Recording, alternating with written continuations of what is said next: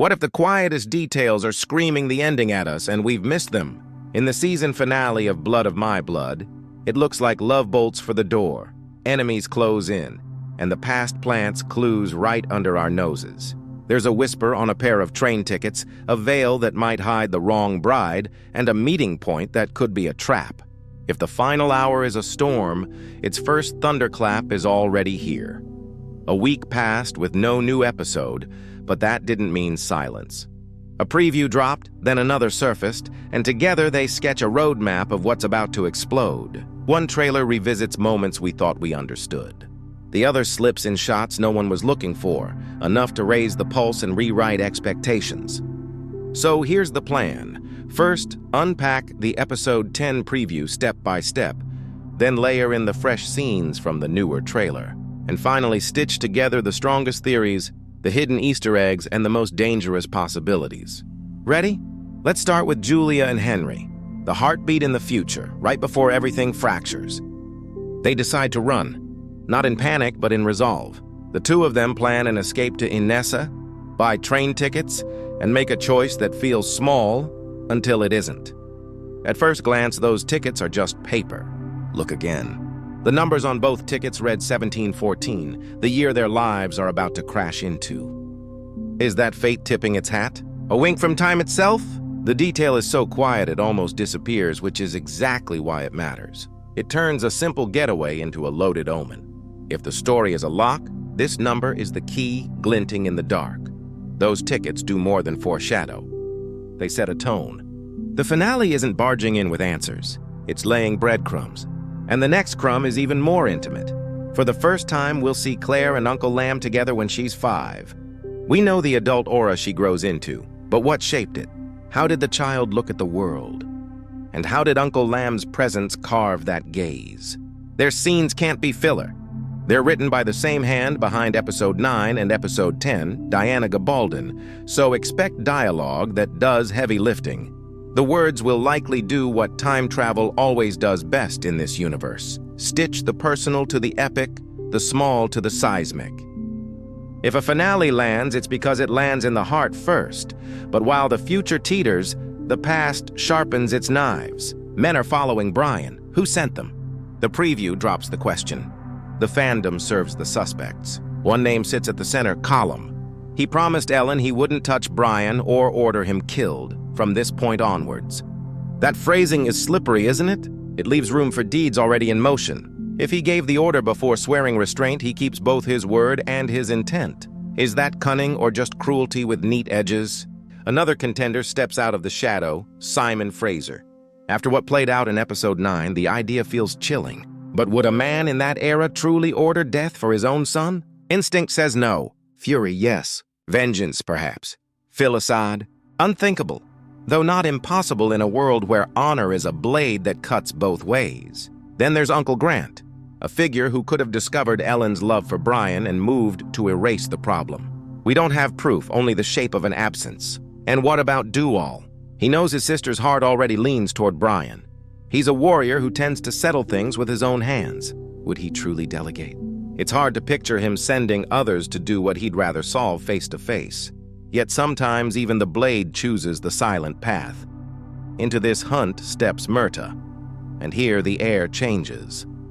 We see Myrta and Brian come to an understanding, not because the world softens, but because love proves sharper than pride. Myrta looks at Brian, looks at Ellen, and sees what everyone else is trying to break. Something rare, something stubborn, something that refuses to bow. He helps Brian prepare to meet the men tracking him. Why? Because the only way to free Ellen is to survive the road that blocks the rescue. A reconciliation becomes a battle plan. It's not forgiveness that drives it. It's clarity. Now pivot to the wedding that isn't ready to be a wedding. Malcolm Grant carries a storm on his face in one scene, and the man beside him, an older presence with claws in politics and blood, spits. This will be paid in blood.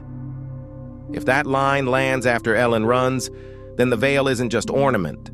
It's a ticking clock. Someone has been humiliated. Someone has been outplayed. And someone intends to punish the insult. But here's the more unsettling question. Is the person under that veil even Ellen? Hold that thought and jump back to Julia and Henry because their escape plan has its own trapdoors. They agreed on a meeting point, right in front of Castle Leathers. Julia would arrive with little William, Henry would meet them, and then they'd try to slip away. But shadows listen too. Simon Fraser and his man Bullock are seen moving to intercept. Why them and why now? A single thread could tie it all together: the brothel worker. She was there when Julia and Henry whispered the plan.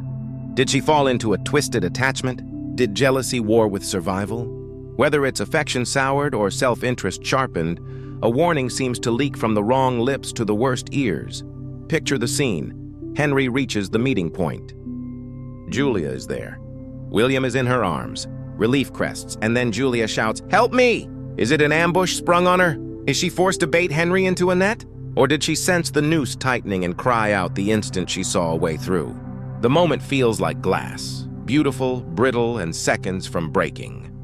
Even if they slip past the men and run, there's a more ancient gate ahead, one made of stone and rules. Because time travel in this story isn't just about courage. It's about currency. To pass through the stones, you often need a gemstone or a jewel. Do they know that? Do they have anything on them with that kind of power? A brooch, a ring, a trinket that's more than ornament? If the stones are a door, the jewel is the turning of the latch. Without it, their greatest escape route is a wall. With it, the future might split open. This uncertainty isn't just a puzzle. It's a fuse left burning. Some voices whisper that Henry and Julia will time travel at the end of episode 10 and land in the same horizon as season 8. Dramatic? Absolutely possible? Maybe. But neatness is suspicious in a story that loves consequence. A reunion that convenient risks cutting the very tension the season has spent so carefully weaving. A meeting between Claire and her parents would be monumental, but the path to it likely needs scar tissue. The finale may choose ache over easy. Now circle back to that veil. The newer trailer flashes Ellen on her wedding day, face hidden, veil heavy, too heavy. Suspicious, isn't it? What if the bride under that veil isn't Ellen at all? What if someone, say a familiar face with a talent for quick thinking like Mrs. Fitz, stands in as a decoy? A false bride buys time. It lets doors stay open and eyes look the wrong way while the real bride runs toward a different kind of vow. Imagine the hush of the chapel, the rustle of silk, the held breath, and then the slow, cold realization that the woman beside Malcolm isn't the prize he thinks she is. Who would orchestrate that? Who would risk the backlash? Only those who believe love is worth moving mountains and learning to dodge the boulders on the way down. In the midst of this, the conversation between Brian and Myrta stretches a few lines longer in the new footage. They weigh what must be done. The talk isn't poetic, it's practical. Stop the wedding before it happens, or cut the knot another way. Steal the bride before the vow. Which path is safer? Which is even possible? A plan that looks clean in the mind becomes chaos on the ground. Doors that seem open slam shut, allies switch sides, and nothing draws enemies faster than a love that refuses to kneel. Episode 10 carries a title with teeth, Something Borrowed. At first, it feels like a nod to tradition. Something borrowed, something blue. But that saying is from a later century. So what is being borrowed here? Maybe not an object, maybe a person. Maybe the title is a quiet confession that Brian is about to borrow a bride who should never have belonged to anyone else. Or maybe the borrowing is time itself, a stolen hour between a runaway and a rescuer, a breath held in a doorway, a moment pried loose from a fate that refuses to yield.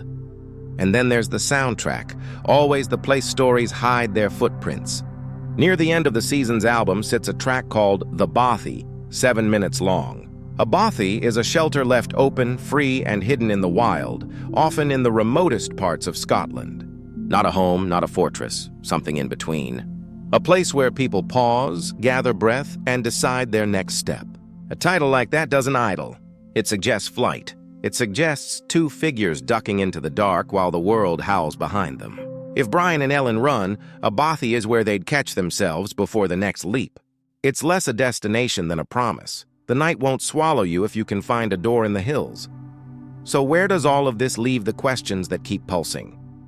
Who truly sent the men after Brian? The promise with the loophole points at Colum. The twisted pride points at Simon Fraser. The protective fury points at Uncle Grant. And the warrior's code makes do-all a wild card. Unlikely to delegate, but dangerous if cornered. What's under the veil? If it's Ellen, the rescue must be surgical, reckless, or both. If it isn't Ellen, the room is already a stage for misdirection, and the clock just borrowed 3 more minutes. Can Henry, Julia, and little William slip through the stones? Not without more than courage. The gemstone rule hangs over them like a second net. If they lack it, the best plan dissolves at the finish line. If they have it without knowing, fate might be kinder than anyone deserves. And what about Claire and Uncle Lamb? Those scenes from her childhood are more than nostalgia. They're a seed.